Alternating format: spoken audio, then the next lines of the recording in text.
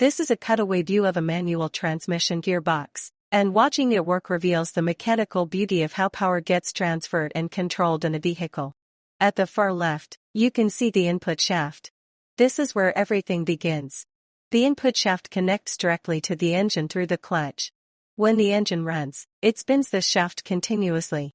Attached to the input shaft are several gears of different sizes. These are called the input gears or drive gears, and they rotate at engine speed whenever the clutch is engaged. Now look at the gears meshing below and to the right. This is the countershaft, also called the lathe. All the gears on the countershaft are fixed to it, meaning they always spin together as one unit. The input gear from the main shaft is constantly meshed with the gear on the countershaft. So, whenever the input shaft turns, it immediately turns the entire countershaft. This is why the countershaft is always rotating when the engine is running and the clutch is out. Regardless of what gear you have selected, the real action happens on the main shaft, which is the output shaft you see running parallel to the countershaft. Notice the large, shiny golden rings between the gears on the shaft. These are synchronizers, often called synchro hubs or sleeves. The gears on the output shaft are not fixed to the shaft. They are actually free to spin on bearings. They are always meshed with their matching gears on the countershaft, so they are always spinning too, but they spin freely and do not drive the output shaft until they are locked to it. That locking is the job of the synchronizer. Here is how a gear shift works. See, you want to engage first gear. The shifter fork, controlled by the gear lever, slides the synchronizer sleeve toward the first gear on the output shaft. The first job of that golden synchronizer ring is to match speeds.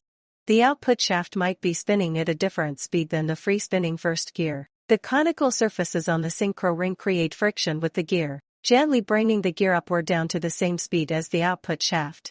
This is why it is called a synchronizer. Once the speeds are matched, the sleeve slides further and its internal teeth engage with the dog teeth on the side of the gear. Now the gear is physically locked to the output shaft.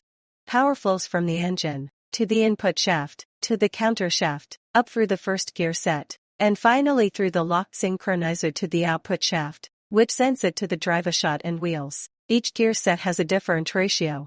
The larger gears provide more torque multiplication for starting off or climbing hills. That is first and second gear.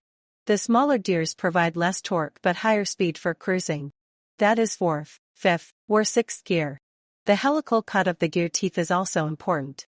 Unlike straight cut gears, helical gears engage gradually. The teeth are angled, so contact starts at one end and rolls across the face of the tooth. This makes the transmission much quieter and smoother, which is why nearly all road cars use helical gears. The trade-off is that helical gears produce axial thrust, a sideways force along the shaft, which is why you see thrust bearings and strong casings in a real gearbox. When you shift to neutral, all the synchronizer sleeves are in their middle position. None of the gears on the output shaft are locked to it. So, even though the countershaft and all the gears are still spinning, no power reaches the output shaft. The input and output are disconnected. Reverse gear is different. You need the output shaft to spin the opposite direction. For that, a small idler gear slides into place between a gear on the countershaft and a gear on the output shaft.